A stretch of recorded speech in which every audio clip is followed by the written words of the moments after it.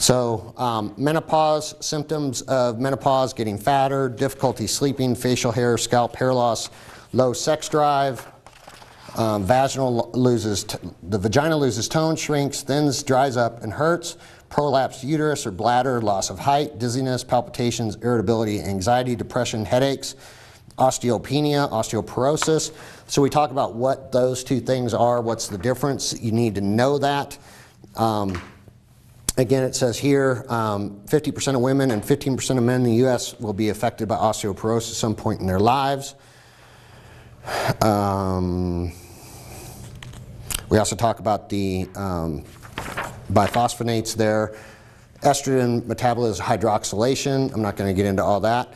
DIM, the one thing you need to know about, well, there's more than one thing about DIM. DIM, when you talk to doctors about it, DIM stands for diindol methane, and it comes from indole-3-carbinol, which comes from cruciferous vegetables. What you will get from some people is they'll go, well, I give them indole-3-carbinol, so isn't that as good as DIM? It's the same DHEA story. DIM comes from indole-3-carbinol, but your body has to convert it to DIM. And if you need DIM, if you want that effect of DIM, why not just take DIM? So, and there's arguments out there that indole-3-carbinol is better because it does other things, and then the DIM side of view says indole-3-carbinol has things that are bad for you that it can do, just like DHEA. So we're big proponents of DIM. We originally partnered with Metagenics for our DIM, or for our nutraceutical line. And they're real big on indole-3-carbinol, and I know because I got in an argument with one of their reps at one of my doctors one day. And she's like, there's no studies that show DIM's good, da-da-da-da. And I'm like, actually there is, and you know, we're pelleting tons of people and we get great results with DIM. We see their free testosterone going up. We've done urine tests to see that it goes down the 2-hydroxy pathway, all this stuff. Plus, I'd seen it in my wife. So I'm like, you know, she's a breast cancer survivor. She doesn't have to take a Arimidex or anything just from taking DIM. And all her estrogen she does have is going down the 2-hydroxyestrone pathway. We do an estrogen test every month. It's never above 15. For breast cancer survivor, if it's below 30, you're golden. So pretty sure it's working. And so anyway, long story short, we still partnered with them because they said they could get us DIM. And I'm like, well, it's got to be BioResponse DIM. It's got to be microencapsulated. Well, BioResponse, who's out of Denver, actually has a patent on microencapsulated DIM. And they're like, no problem. And I'm like, well, it's probably going to be a problem because you guys have been out there for years talking crap about DIM and BioResponse in particular. No, it'll be fine. Well, yeah, BioResponse will sell to them, but they basically said bend over first and we'll sell it to you. So bottom line is, we would have to pay more for their DIM at a wholesale rate than I could go buy it off the street.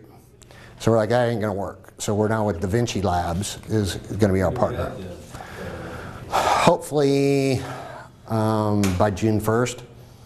But what happens is when you go buy, and we've bought $150,000 worth of DIM, when you go buy that, they don't have it sitting on the shelf. They have to go buy it, they've got to go make it for you, label it for you, and all that stuff. If we just wanted to buy their DIM with their label and everything on it, we could do it, but we couldn't buy that much. And then what we're doing is, with our partnership with Da Vinci, they're also a big partner of Anazao Health, which is our largest pharmacy, and Anazao sweetened the deal because they're like, you buy it from them, it'll be a pass-through, we won't make any money off of it, you have them ship all your nutraceuticals to us in Las Vegas. They're going to warehouse it for it, and they're going to ship it for us and not charge us anything.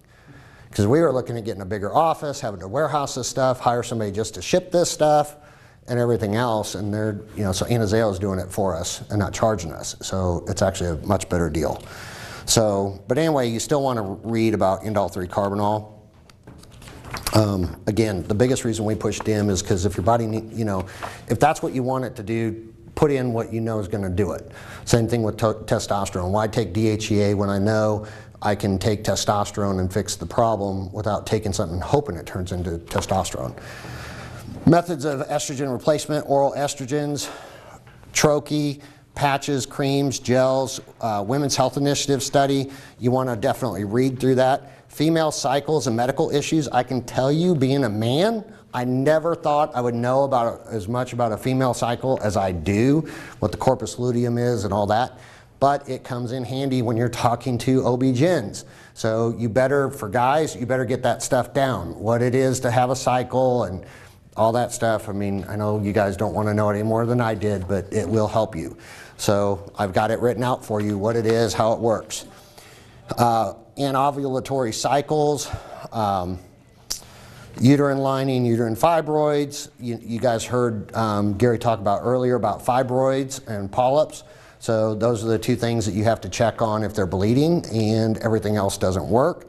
So fibrocystic breast, what that is, PCOS, polycystic ovarian disease syndrome. What's funny is when I first learned this, I look back in pure horror at some of the stuff I said to doctors because I didn't know stuff, and I just went out there and like a regular sales guy, well, I'll fake it till I make it. And I went into one doctor and they're like, well, what about PCOS? And I'm like, oh yeah, we can pellet PCOS and polycystic ovarian syndrome. And as soon as it left my mouth, I'm like, that was the stupidest thing I think I've ever said.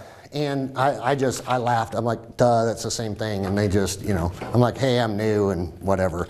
So, but you've got to know what that is and why we care about. Hirsutism is unwanted hair growth, estrogen dominance, unopposed estrogen, progesterone deficiency, estrogen deficiency, Wiley protocol. Wiley protocol is something that you need to know about because a lot of these docs that are anti-aging, regenerative medicine docs like the Wiley protocol. And the Wiley protocol was developed by T.S. Wiley, and she was actually a zoologist, I believe, not a doctor. But her theory is that when a woman is the healthiest is when she's having her period. So what they do is even after a woman's in menopause, they cycle you on estrogen and progesterone so you still have a period. It's apoptosis, which is basically you shed the uterine lining, which is what causes you to bleed, but it gets rid of diseases and all that stuff when you do that. So her theory is that disease goes up once you hit menopause and you don't cycle anymore. So if we cycle you, disease will go down because of apoptosis. Well, there's not a single study ever done that shows that that would be true. In theory, it makes some sense, but there's no study to back it up, and she's not even a doctor. So a lot of doctors that are doing this, they get looked at as quacks. Suzanne Summers, who I put some of her books online for you guys to listen to, she's real big into the Wiley protocol, and that's some of the reasons some women look at her as kind of a quack, because at 66 or whatever she is now, she still has a period every month. And she thinks it's great. She's happy when her period comes. Most women are glad when their period goes away, not celebrating that it's here unless you're worried about being pregnant. So, you know what I mean? I mean, they just don't celebrate the period thing. And so Wiley protocol is kind of out there. And just because you have a doctor that does it, you just say, look, if you want to cycle people on progesterone, go for it. That isn't what we do. But, we're not going to stop them from doing it. Because there's nothing out there that shows it's ever hurt anybody either. So, what are LDL and HDL cholesterol? Complete blood count, thrombosis. A lot of this is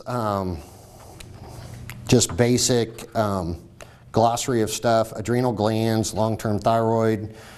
Trying to get some different things here that I need to touch on.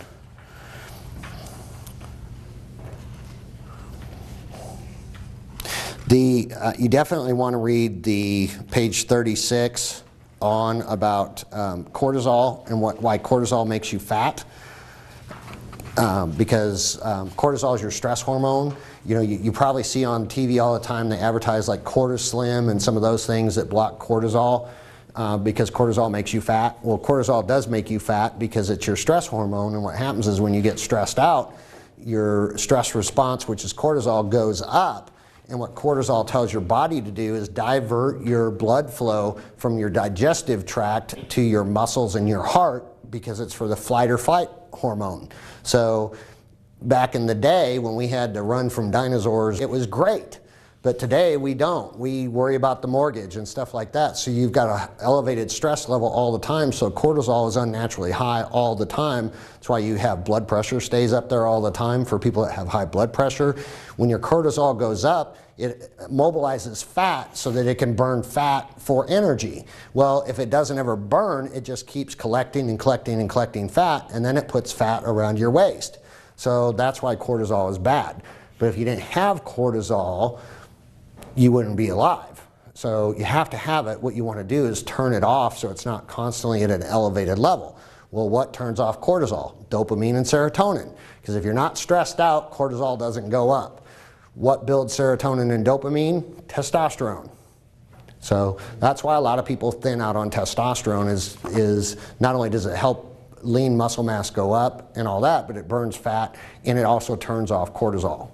So you'll notice for those of you that aren't pelleted, and once you get pelleted, you have the same stressors in your life, but it just doesn't affect you the same way. You know, stuff just rolls off your back. You know, before I got pelleted, my kids would screw up or something, I would get really upset. Now it just rolls off my back. I mean, they got to really mess up for me to get mad. And it's great because I don't get mad all the time. So it really does have a calming effect.